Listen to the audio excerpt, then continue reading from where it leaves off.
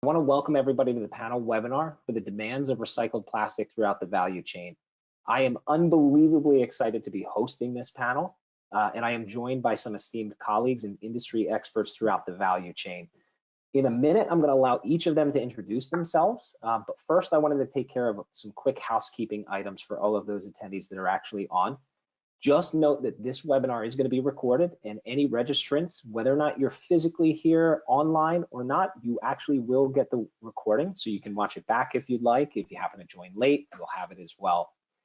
Just also a quick headline is we are going to be sending as Green Circle a survey for this to gain feedback from the webinar. We always want to improve. We also want the opportunity for attendees to ask any questions that weren't answered throughout this webinar as well. And then lastly, I do want to introduce myself as the moderator and the representative of Green Circle, who's hosting this panel webinar. I've been with Green Circle for nearly 5 years, and I've worked with companies throughout almost every single industry and up and down the entire value chain. If you don't know, Green Circle is a certification body, and we do certify environmental claims like recycled content, PCR, waste diversion from landfill, and reductions in a product's carbon footprint. I will note, as an interesting fact, in a prior life, I have played professional soccer here in the States.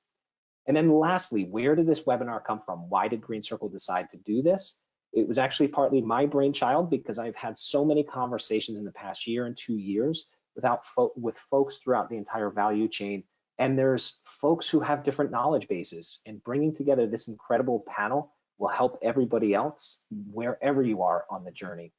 So I do want to pass this over to John Avolio. And John, if you want to introduce yourself and the company that you represent, that would be fantastic.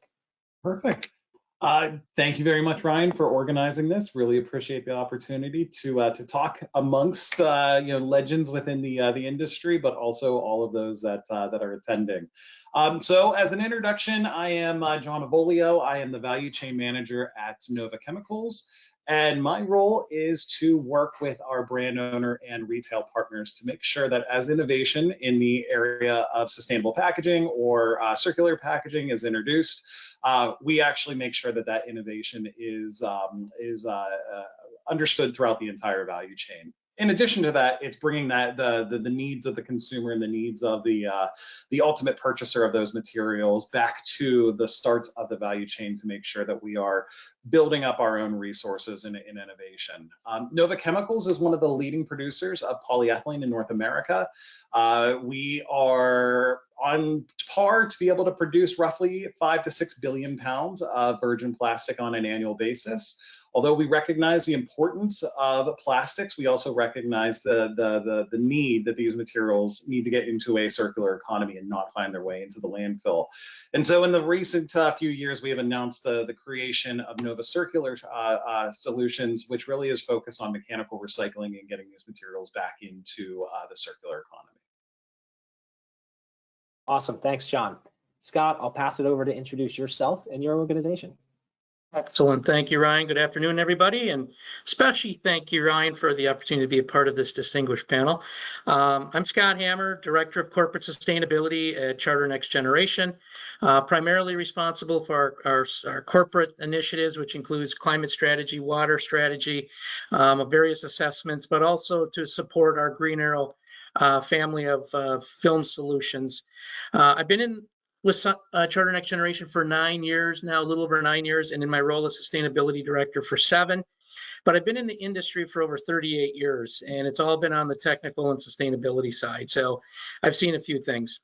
A little bit on company background with Charter Next Generation. We're North America's leading provider of sustainable films, advanced materials science solutions, and we primarily service the food, consumer goods, industrial, and healthcare markets.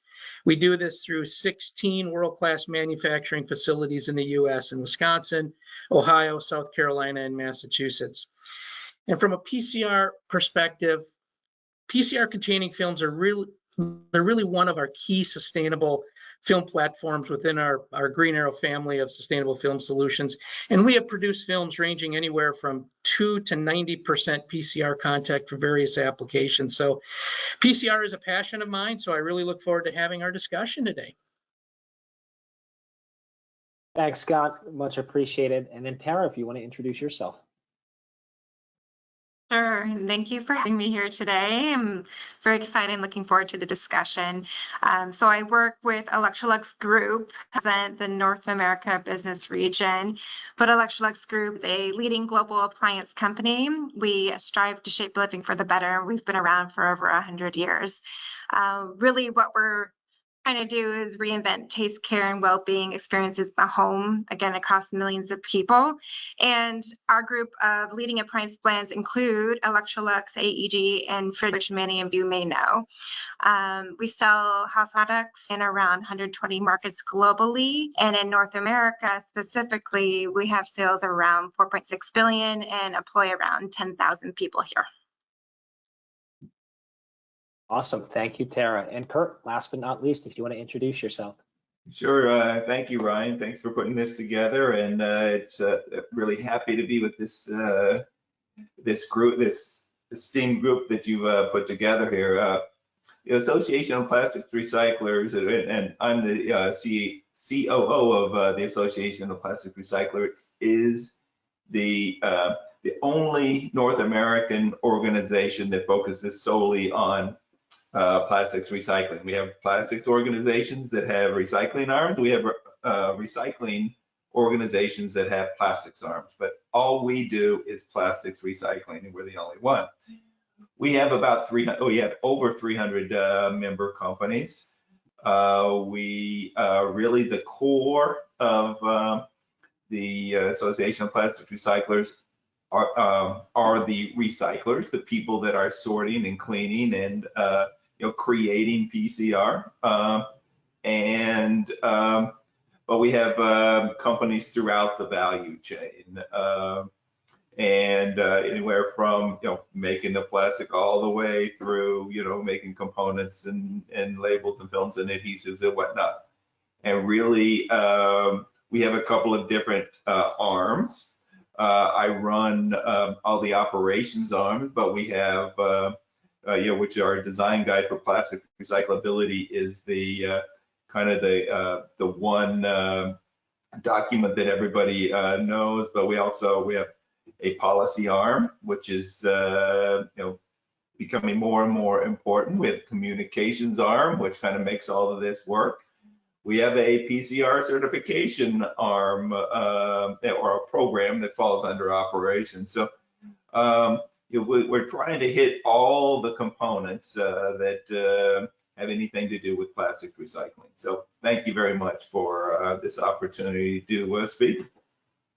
Yeah, and appreciate it as well of the panel. I'm going to start going into some questions, and I'll kind of note that some of these questions are very specific to within the value chain, representing whether it's Tara, Scott, or John. And that's actually one of the first questions. And John, I'm going to kind of start with you and keep that same order.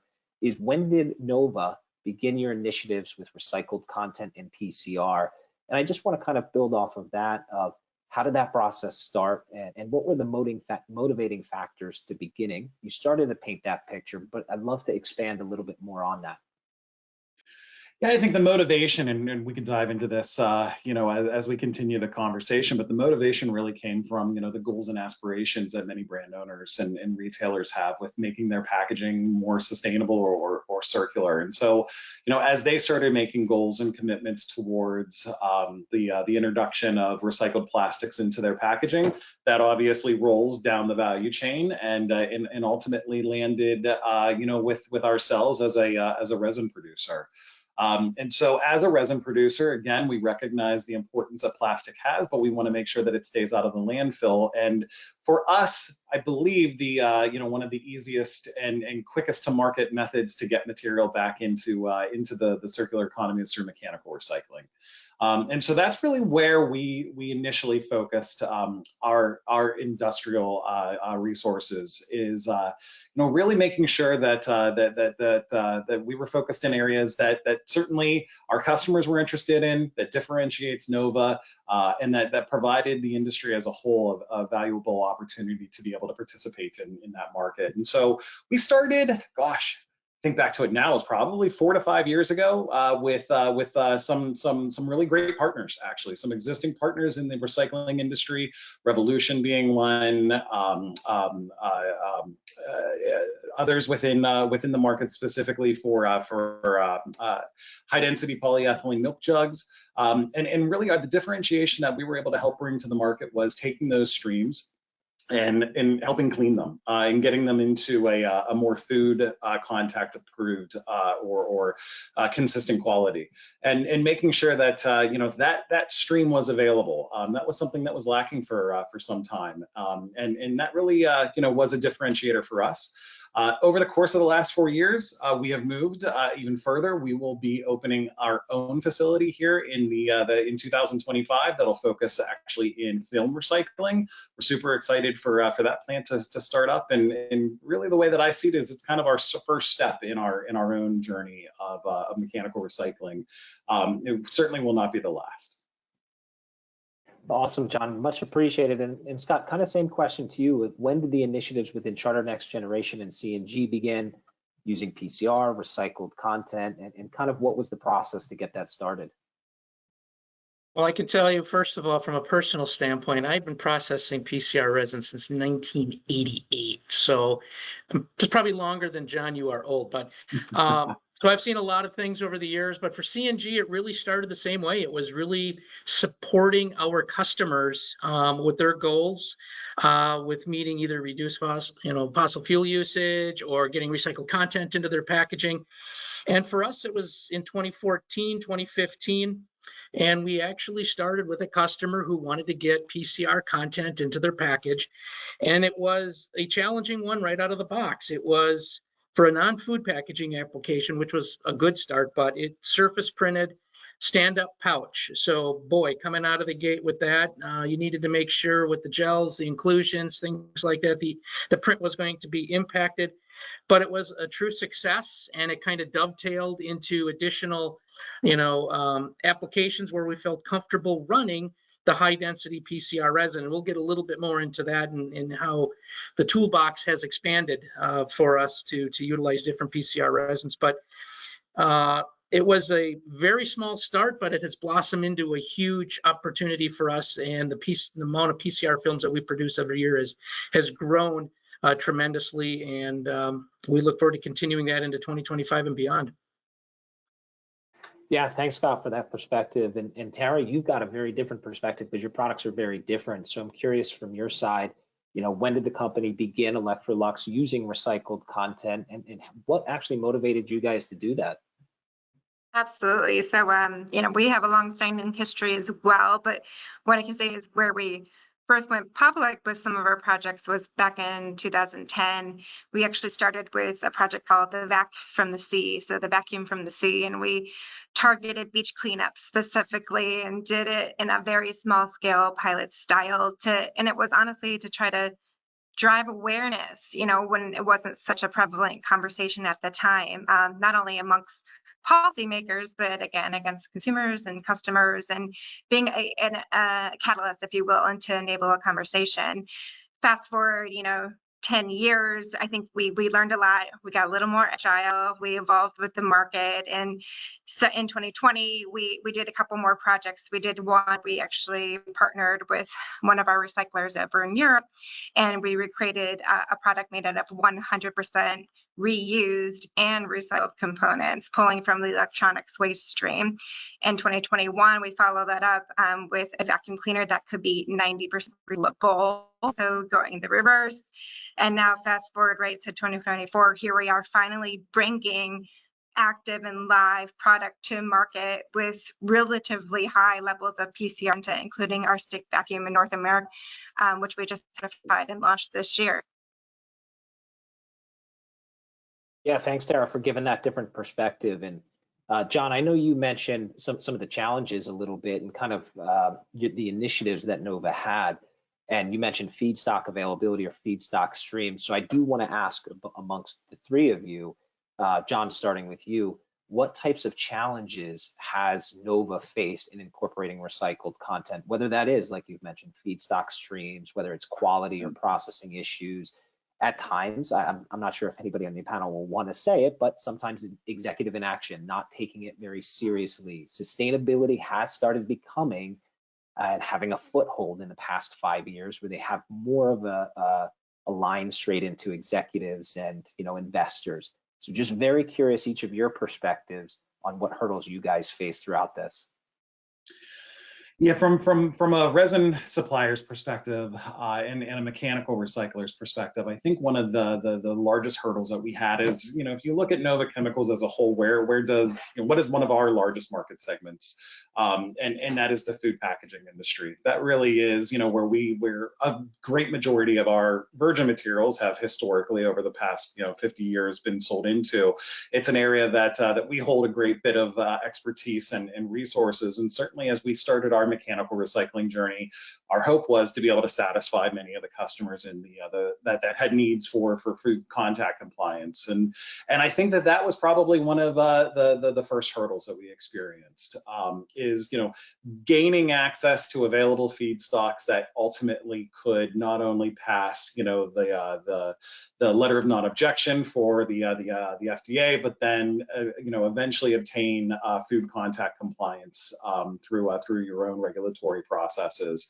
And so that has been a wide journey. And a long journey that we have certainly taken. Certainly, in the curbside recycling program, milk jugs are absolutely recognized as probably being one of the first feedstocks to be able to get from a regularly recycled material through the cleaning process, ultimately through food contact compliance. Those products have now been on the shelf, or that PCR material has now been on the shelf in many different applications over the course of the last 2.5 years. From our perspective, I really think that next journey of hurdle is, so that's HDPE. That next journey is really going to be linear low density polyethylene. So these are materials that can't necessarily across a national scale be recycled in a curbside program, and instead get recovered through the store drop-off program or through back of store distribution channels. And so that really is kind of our next focus. Is this has been proven on the HDPE front. The market is there. The market has adopted it and is commercialized it. What can we do from a linear low density perspective to really differentiate ourselves, not only from a material perspective, from a quality perspective, but then also from that food regulation perspective as well. Yeah, great perspective. And Scott, your perspective for C&G and the challenges and hurdles you guys faced when putting this into play. So absolutely, there were some challenges in the early going here. I mean, obviously pricing was always one that was kind of out there. But as John indicated, availability is really for us, there was minimal PCR resin options available. It was really high density, and you had a Lono version and non-Lono version. So for us, with high density kind of being the primary option, especially for food packaging applications, if a customer didn't have high density polyethylene in their film currently and they wanted to use PCR, well, then putting high density into it had potential impacts on the final film. Its performance, its film properties, etc. So really for us, then that went into managing our customer expectations. Here is what to expect from a PCR containing film. Here's what it's going to look like. So obviously showing a lot of samples so everybody is not like, I can't handle this. It's the nature of the beast. But more importantly, here's what your physical property differences are going to be. So if you're now introducing high density film that didn't have it, here are some of the compromises that you may have to make. What I love is now with the linear lows that are coming on and things like that, the toolbox is opened up, which makes it a lot of fun for the technical group and our film developers. And then internally for us, really educating our film operators who are keen to making the best quality film out there, to help them understand that what they're seeing with the gels and the inclusions was not only expected, but was acceptable from customers for this type of application. And so as long as it didn't blow holes in the film and things like that, it was just that transition to understand PCR resin is going to be a lot of a different look compared to what we're currently trying to do. Scott, did you have a challenge with that of kind of giving that expectation to customers, or were they forgiving and understanding of that? For the most part, they understood. For some, they wanted to have the look of what they're currently getting right now, but have that PCR content in there. And things have come a long way, I must say. And I'm really impressed by what some of the PCR resin suppliers have done to take a look at their processes and improve the quality of the resin to the point where the gels and inclusion levels continue to move in the right direction. Not completely 100% gone, but they are doing a great job in moving in that direction. Yeah, great insight, Scott. And then Tara, transitioning over to you, right? Completely different types of products. So I'm curious, hurdles that you guys have faced at Electrolux. Yeah, I spent time in the CPG sector, so I was aware of that space as well. And then transitioning over to the durable goods category is different and unique for a whole set of different reasons. But our products are built to be used time and time and time again. It's not single use, it's not disposable. It's the product itself. It's not the packaging, it's the product. And so there's a lot of challenges there, but I think obviously for our industry is that it's not using the mainstream materials that we come to know, right? In the recycling market as PET and HDPE, LDPE, we're talking about HIPs and we're talking about ABS, and it comes from a different stream of materials going through a highly privatized system that is not necessarily curbside in many locations. And so the streams are different, the processes are different, the implications are different, and who you're getting it from and where, why, how it's being processed. And so for us, at least early on, it was quite, I don't want to say easy, but it was easier to have the conversation because we actually did see a favorable price index on some of the materials we were introducing. As that has navigated over time, and of course now that there's the recognition that we really do have to get into some of these more specialty materials that aren't as far advanced in terms of recycled content offering, there is a price differential there that we have to work through as an industry and as a sector to move that. I think we also face some unique challenges there in that many people don't think about food contact when you think of an appliance, but if you think about the refrigerator, a shelf is in contact with food.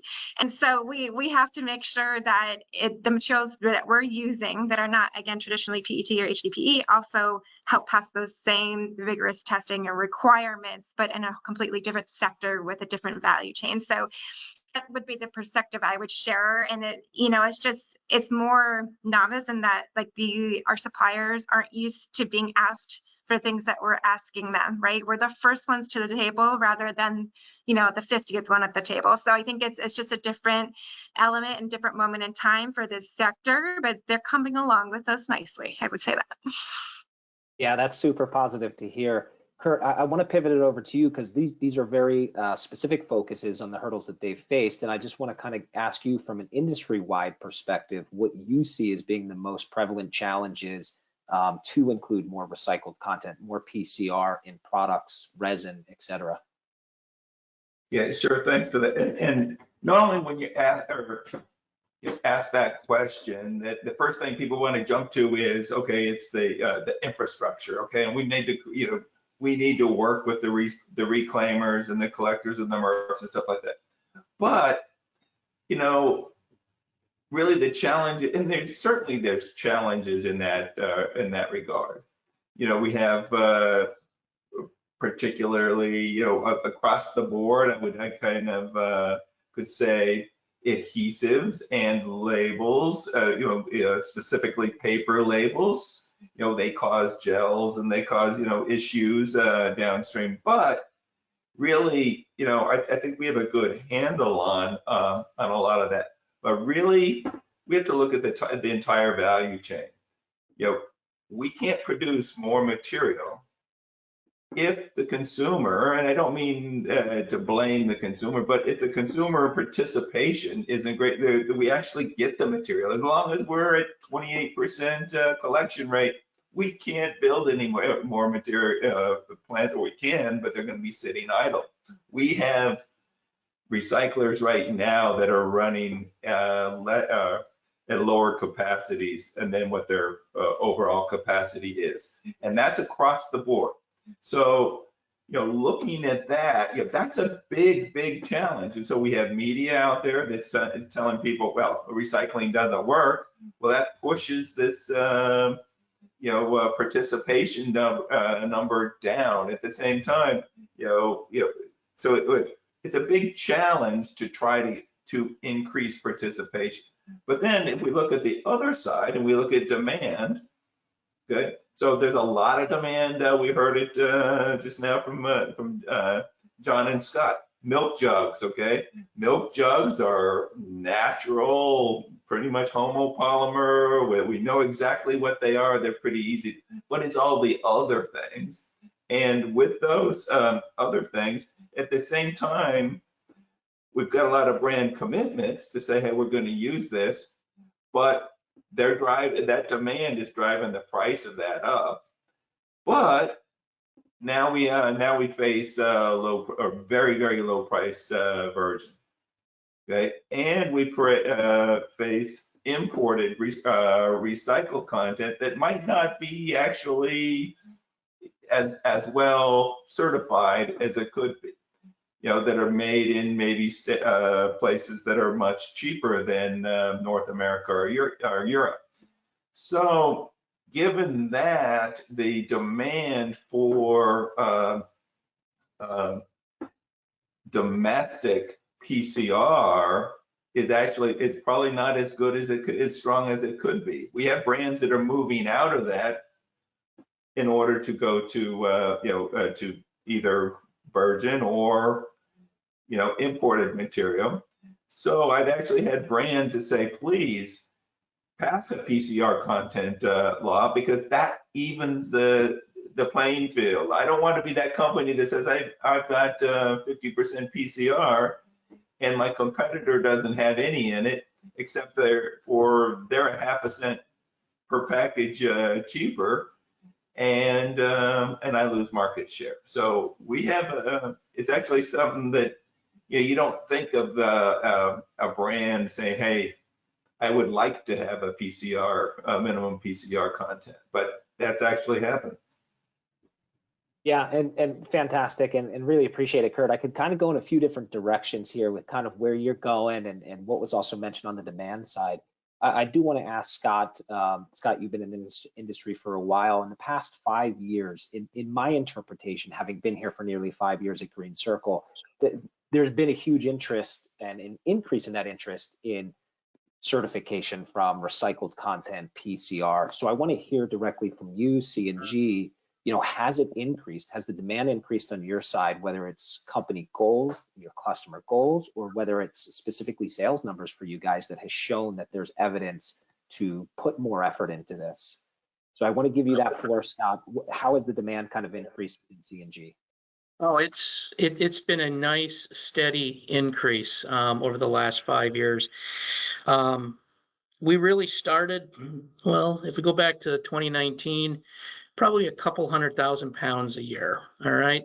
And now today, at the end of 2023, we're in the millions of pounds per year, and we're hoping to double again this year in 2024. So it's been a very nice increase. I call it a nice steady increase, but you can take a look at it. I mean, that's a 1,600% increase from 2019 to 2023 for annual volume. So it's being driven a lot. I think more customers, more brands are starting to kind of get on a roll, if you will, to start incorporating some PCR content. I can talk a little bit more about that, later. But we're looking to see where we can drive it for folks as well, because there's some other advantages when it comes to greenhouse gas emissions reductions and things like that. If you start taking a look at it from a climate strategy standpoint, which I'm responsible for as well, so kind of trying all those things together, there is reasons to run PCR. It all depends upon what the customer might be looking for, but for us, we're there to support them with whatever they're looking for, whatever content, and make a package that is not going to compromise current physical properties. Awesome. Yeah, and Tara, I want to ask the same thing of you, right? Because you did mention pilot products that you guys have created and then transitioned it into mainstream products. So how has it kind of changed demand within customers and what you guys have seen? Yeah, it's a great question. In the space that we're operating in, I wouldn't say that someone is coming to the store and seeking out recycled content first, because first and foremost, what we're selling provides a function in the home. And so we have to wash your clothes, we have to wash your dishes, we have to vacuum the floor, we have to pick crumbs, right? And if the machine or the product can't do that, right, the recycled content doesn't really fall into that space squarely at the top. So in terms of what we're offering, we have to make it effortless for the consumer. So let's offer you the best solution in terms of an appliance, but we're going to do our part to do the back end treatment. And same thing as Scott, right? I'm looking at the full spectrum of sustainability within the company, how it touches the product and the value chain where it is. Of course, there's a direct tie-in to a corporate facing goal. Of course, we needed to reduce greenhouse gases in that way. For us, we look at a little bit differently again, because we're in a different sector. Energy and water is paramount for us in the home. So materials contribution of that shrinks, but it's important nonetheless. And what we know is from a consumer perspective, they care, right? They feel guilty about consuming materials. They want to feel guilty about purchasing something new and using it in the home. And so if we can be an effortless choice for the consumer, then we can help push that along in the market as well. But it is unique because there is a difference in terms of the stakeholders that you're talking to. So, if you're talking in a B2B context, there's a demand driver there, right? If you're talking about the end consumer in the home, there's a demand driver there. If you're talking about the policymaker, again, different context, but also demand drivers. So there is demand and people are talking about it in different ways. It's just, aggregating the total picture and trying to come up with the best path forward, because we can't do everything at once. We got to really focus and dedicate our resources to have action actually makes it to market. Yeah, and great insight, Tara. And I've heard that time and time again of, right, there's limited resources, there's limited time, staff to really tackle these types of problems. So it's tackling the things that have the biggest impact first for who you're selling to.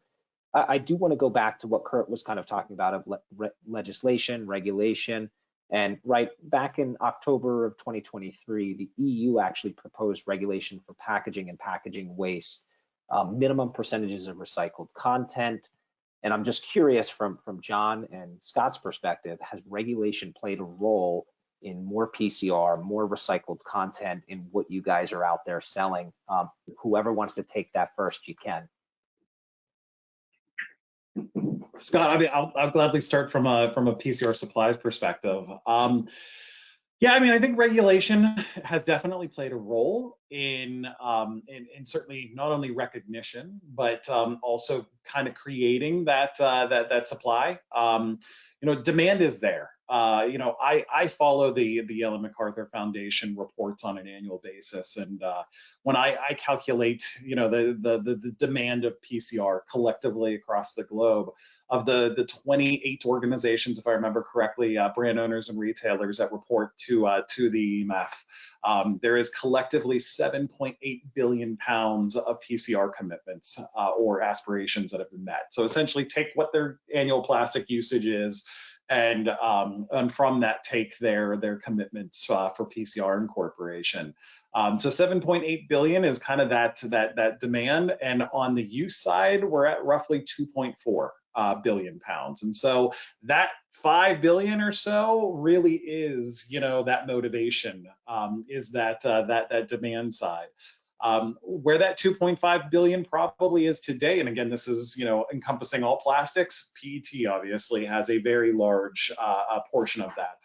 A product that is globally recognized as being something that you're almost shamed if you don't put your bottle of water when it's completed, or your bottle of soda into the recycling bin. HDP milk jugs is the other one that is just kind of universally recognized as something that's being recyclable. And so that kind of is our motivation, is to help fill that 5 billion pound gap. What is remaining, and which brands and retailers have the most challenges? It really is on the area of food contact compliance, and specifically in the polyolefin industry. Those are kind of the certainly, I think the gate is looking to be open to help satisfy that marketplace. Scott, anything to add? Yeah, I'll just add a little bit.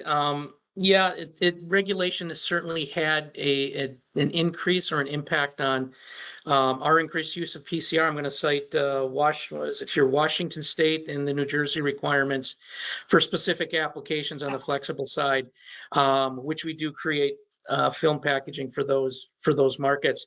So, I mean, I would always prefer to see a customer, a brand, kind of take the initiative and start putting recycled content, PCR, into their packaging. However, to have that followed up with some type of a law or legislation on that, having a minimum content for some of the different packages that are out there that to me are low risk, I think is a great way to start getting demand going, because we do need to get more material back so we can create more of the good PCR resin that the PCR resin suppliers are now creating. Yeah, great point, Scott. And I've started to see some organizations really almost trying to reclaim their own material, almost in that circular loop, because they have understood that if they can reclaim their own material, they control their own feedstock supply. And that's kind of the bigger world that we're trying to get to in circularity. Kurt, I know you've mentioned your position and APR's position on legislation and kind of encouraging that. I'm curious on your side of things for how APR is looking at this, because I know some of the questions I get is that individual states are passing laws. APR has published great articles about what states have legislation out there, and it is kind of a patchwork system. And I just have some curiosity on my side of things. Does APR see a future with any federal mandates?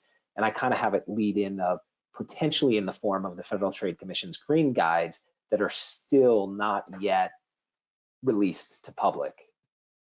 Yeah, so big question, and I wouldn't even say it's just internal to the U.S. With this global economy now, I mean, you mentioned Europe, for instance, and I'm going to back up from it. Really, what we're trying to do is, one, we are in favor of any good policy that increases supply, any good policy that increases demand. And so that adjective good is really where we fit, right? So we have, of the 9 deposit states, deposits have been around for a long time. We've got some good programs and bad programs because they're different.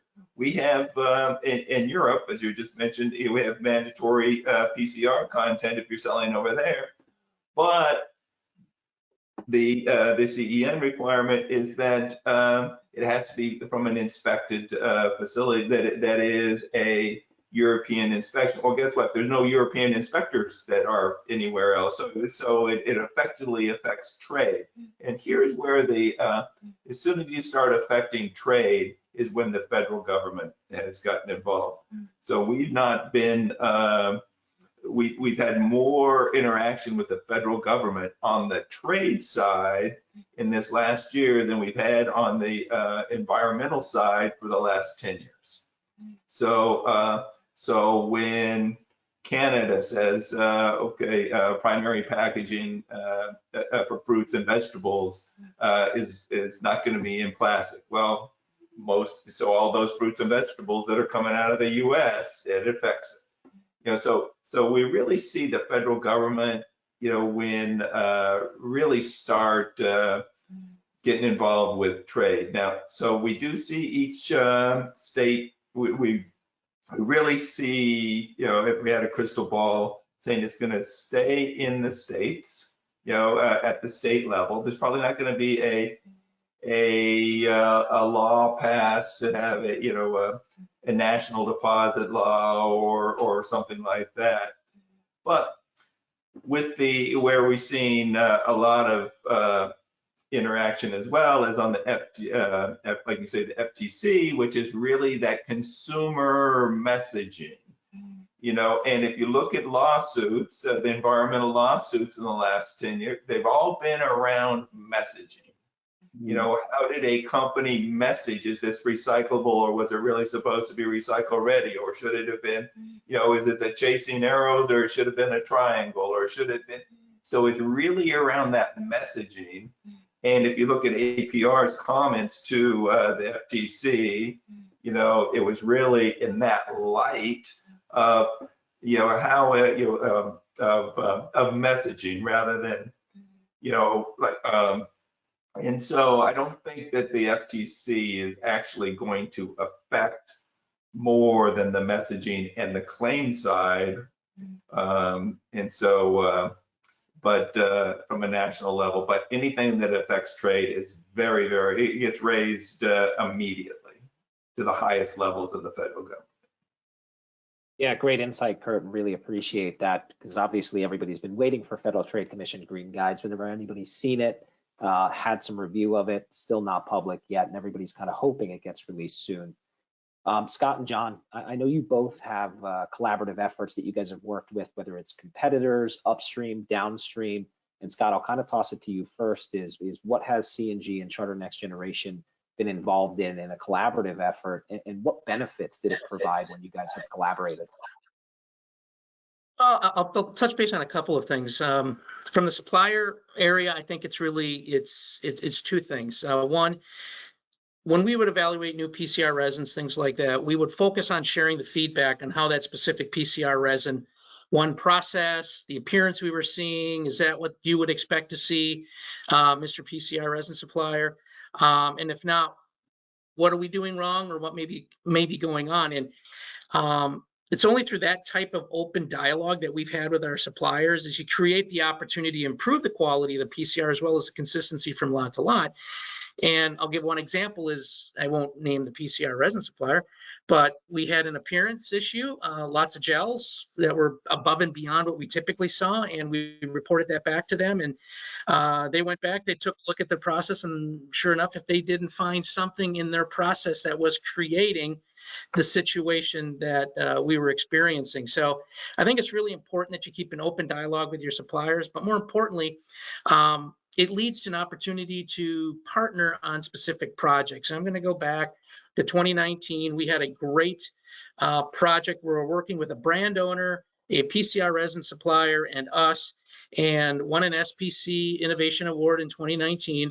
And it was well done with high density polyethylene for a cereal bag application. And then the message around that circularity story was milk jug being used for cereal that's going to be using milk. And it was just a great way to make those things happen. And a lot of times you need to get all three parties involved to identify that right project. But for us, more importantly, it's how do we get those customers, excited or, comfortable with a project? And I get to present things like this at conferences or webinars and things like that because of the phenomenal and talented technical team that C&G has in place. We want to sit down with a customer, checklist, identify the right PCR resin, the best starting recycled content to use once all the package and product requirements are known.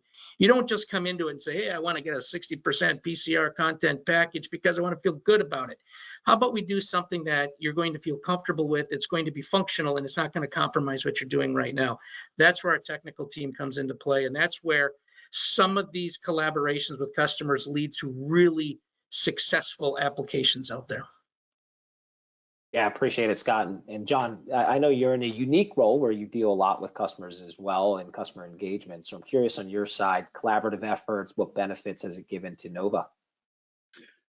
Yeah, gosh, collaboration is king in I think all of our worlds. When I first started as the value chain manager, 4 or 5 years ago, I think we're very comfortable working in on our own silos of knowledge, right? And it was, okay, I've tested this product, or I've tested this PCR, now I'm sharing those results. And I think over the course of the last few years, we've all recognized the importance to work together, to share that knowledge from the get-go, and potentially even with our peers in a pre-competitive way, of course. But yeah, I think that that collaboration certainly is king. When I first started, my background has historically been in rigid products, and so when I started as the value chain manager, I will never forget. Obviously, circular packaging is the ultimate goal, and just walking into a meeting and saying, I don't understand why this is difficult. Just make a transition it to a monomaterial structure and just add in some of the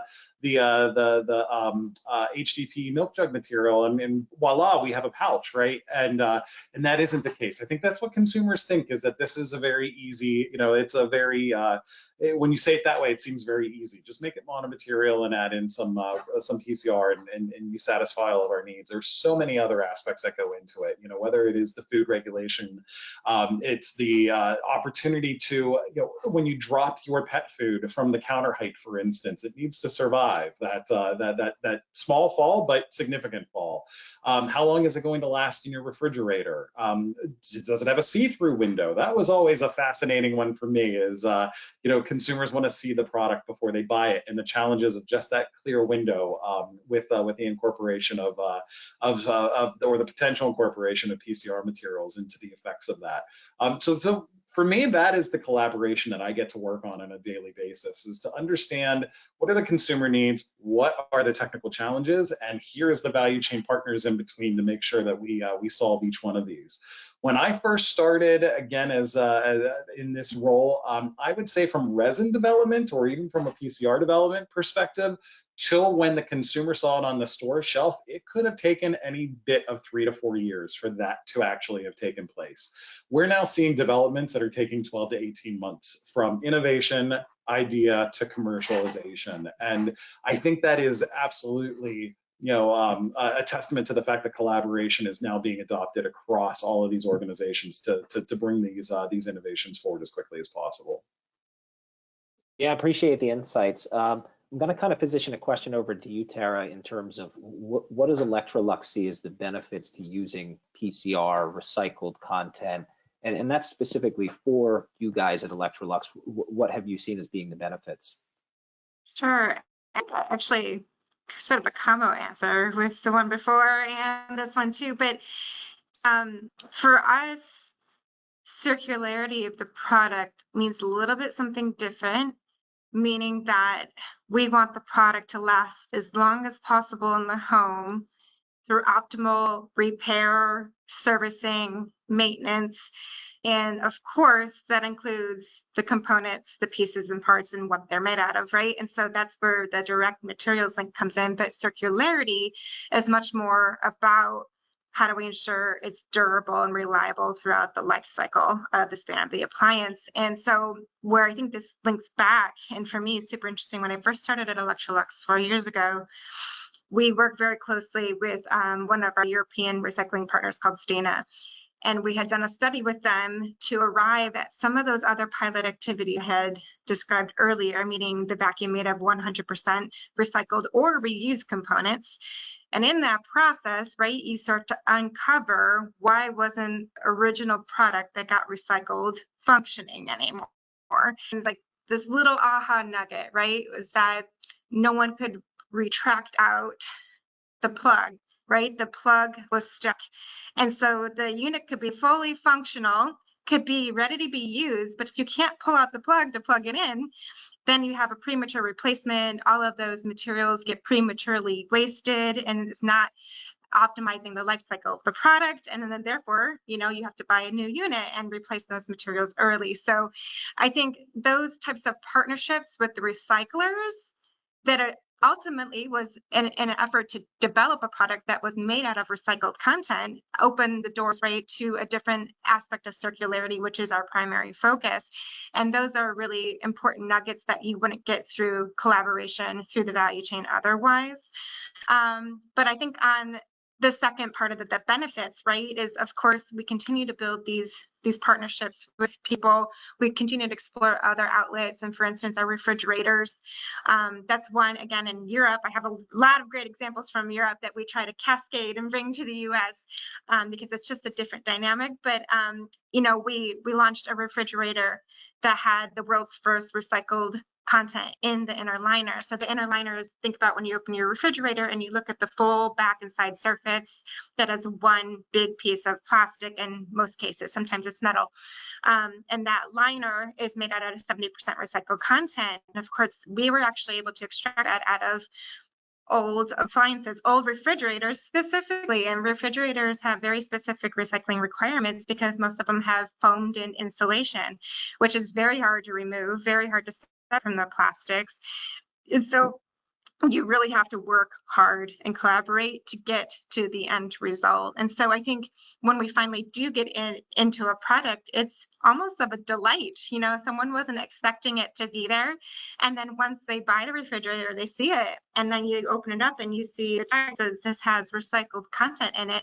It is a consumer delight, right? It is a demand driver. Again, you're probably not shopping for a refrigerator because you want one with recycled content. Yours probably broke, or you're remodeling. Like, there's a different driver. But in the end, it is a moment of pure delight to say, wow, like I didn't know there could be recycled content in my refrigerator. So I think the benefits are, again, delighting that consumer and then further driving that stimulation in the market, further demonstrating how we can partner and innovate. And I think that's honestly where we've seen a lot of magic, is partnering recycled content with innovation as a feature. And if we can partner those two together, there's a really good synergy to combine and to rely upon, versus like just an independent benefit of recycled content on its own.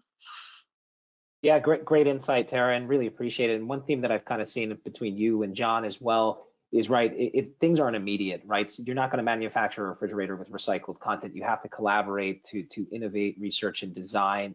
And again, you guys all represent different areas within the value chain. So if Scott starts feeling pressure, right, it kind of then goes down to the resin producers to help solve that, get the feedstock. So there's a bit of a delay before it gets into consumers' hands of actually meeting those demand that they're asking for.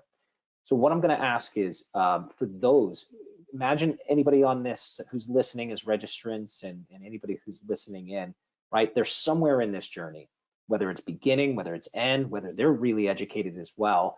But let's just suppose the majority of the listeners are breaking into this for the first time, PCR, recycled content. So Scott, I'm just going to kind of ask, what suggestions or recommendations do you have as they're just starting this process?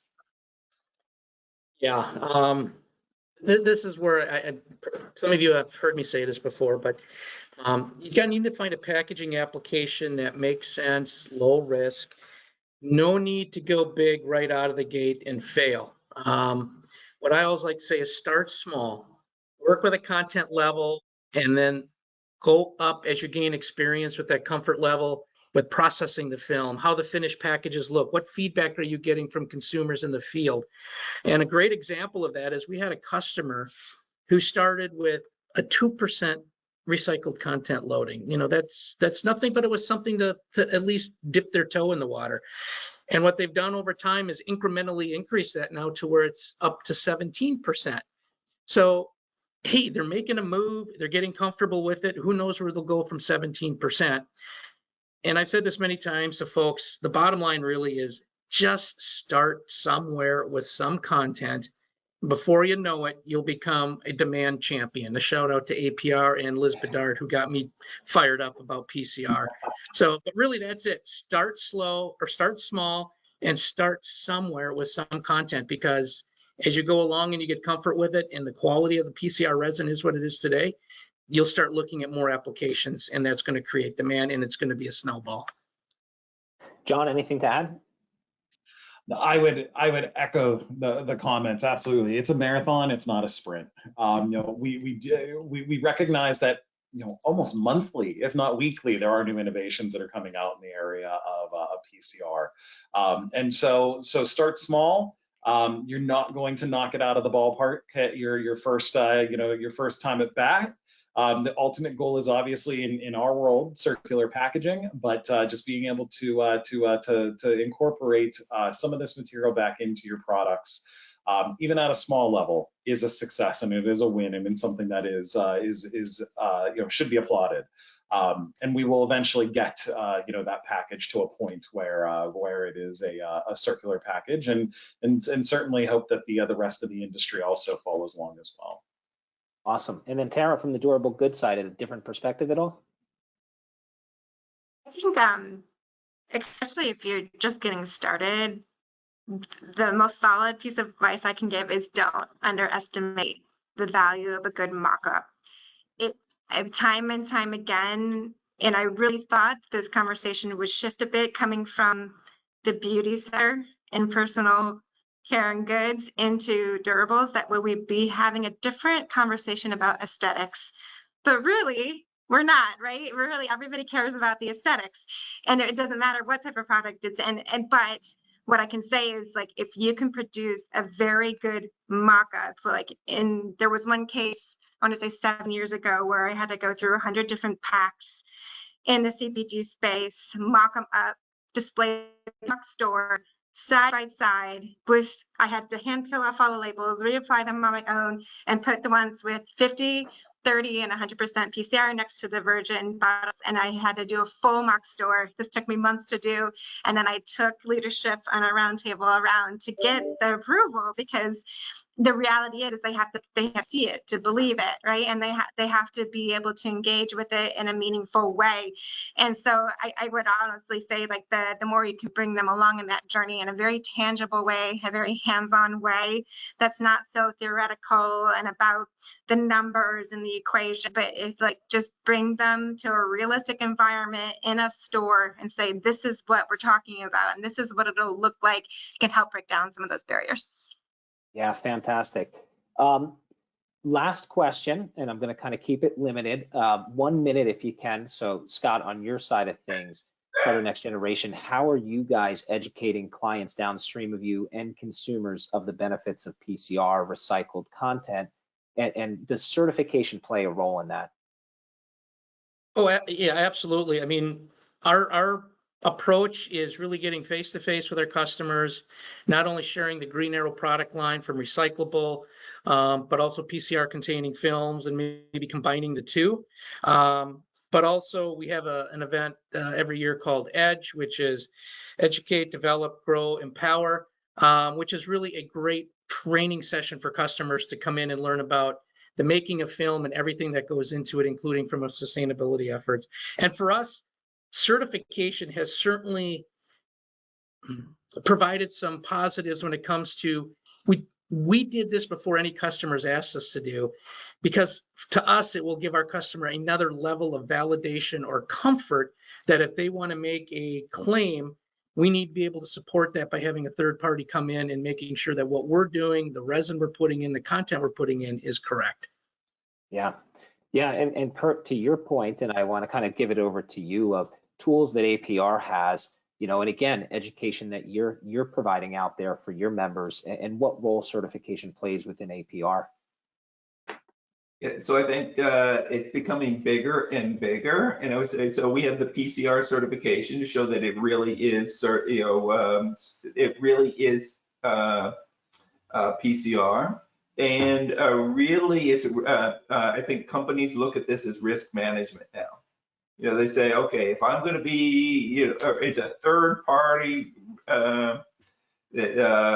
certification, so that if I claim that I have 50% PCR in it, that it really is. And you know what, if I get or have a lawsuit, that I've got somebody backing me up. It's the same way in recyclable.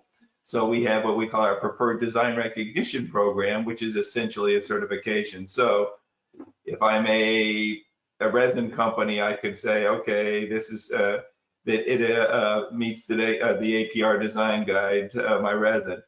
If then the bottle company can say, well, okay, I bought that resin that had PDR certification, and I made a bottle that's in size and shape, and I put a label on there. And so this all builds up. So it's really driven by risk management. And I'd say we have doubled our recognition program recognitions just from last year to this year. And so I think it's really, and I think it's really because of that risk management effect. Yeah, and listen, I really appreciate every panelist's insights. I really appreciate the attendees being on. I want to give you guys the opportunity to get to meetings that you have coming up, as we're about 30 seconds from that time frame. But really appreciate everybody on this panel. On behalf of Green Circle and the panel, thank you guys for jumping on.